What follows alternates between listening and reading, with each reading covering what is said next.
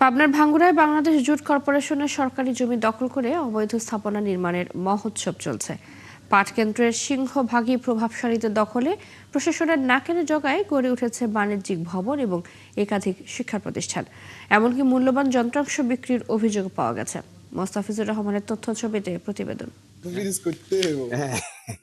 বিল অঞ্চলে কৃষকদের পাট সংরক্ষণ ও বিপণন সুবিধার্থে চৌবরিয়া গ্রামে প্রায় 3.5 একর জমিতে প্রতিষ্ঠা করা হয় পাট কেন্দ্র। কেন্দ্রটি 90 দশকে বন্ধ হয়ে গেলে শুরু হয় অবৈধ দখল। পাট কেন্দ্রের জমিতে অবাধে গড়ে উঠেছে আবাসিক ও বাণিজ্যিক বহুতল ভবন, স্কুল, মাদ্রাসা, এমনকি ধর্মীয় শিক্ষা প্রতিষ্ঠান।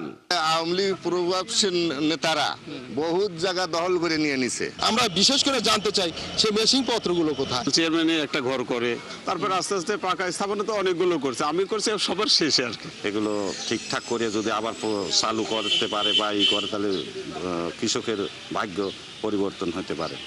অনুসন্ধানে জানা যায় সব শেষে 2023 সাল থেকে জুট কর্পোরেশন থেকে কেন্দ্রটির 2.19 একর জমি ইজারা নেন BM গুলজার হোসেন নামে এক ব্যক্তি। তবে শর্ত ভঙ্গ করে বিজিসির মূল্যবান যন্ত্রপাতি বিক্রি ও স্থাপনা সাব ভাড়া দেওয়ার অভিযোগ উঠেছে তার বিরুদ্ধে। আবার ডিড ডকুমেন্টস মন্ত্রণালয়ের যিনি পাট এবং বস্ত্র মন্ত্রণালয়ের সচিব, উনি চেয়ারম্যান, তো ওনার সঙ্গে ডিট হয় এবং এটা 114টা কোটি এরকম লিজ হয়েছে। তার মধ্যে আমি একজন। লিজ নিয়ে ব্যবসা বাণিজ্য করে, যেমন আমি খামার করছি, বিক্রি করার তো অথরিটি আমার নাই। আর আমরা সরজমিন পরিদর্শনে গিয়ে অবশ্যই কিছু ভুল ত্রুটি পেয়েছি, পাকা বিল্ডিং পেয়েছি এবং তারা অবৈধ দখলদার পেয়েছি। আমি অলরেডি সেটা পাট মন্ত্রণালয়ে আমাদের অতিরিক্ত সচিব স্যারকে সেটা ফরওয়ার্ড করেছি, জানিয়েছি। মন্ত্রণালয় থেকে পরবর্তী ব্যবস্থা নেওয়া হবে বলে আমাকে জানিয়েছেন।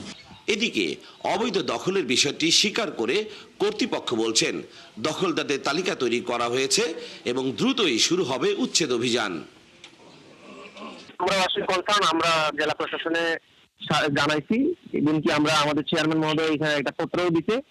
এখন আমরা জেলা প্রশাসনের সহযোগিতা নিয়ে জেলা প্রশাসন চেষ্টা করবো যে পাটের ন্যায্য মূল্য নিশ্চিতে ভাঙ্গড়া পাট ক্রয় কেন্দ্রটি দখলমুক্ত করে পুনরায় চালু এবং আধুনিক পাট সংরক্ষণাগার নির্মাণের দাবি জানিয়েছেন স্থানীয় পাট চাষিরা।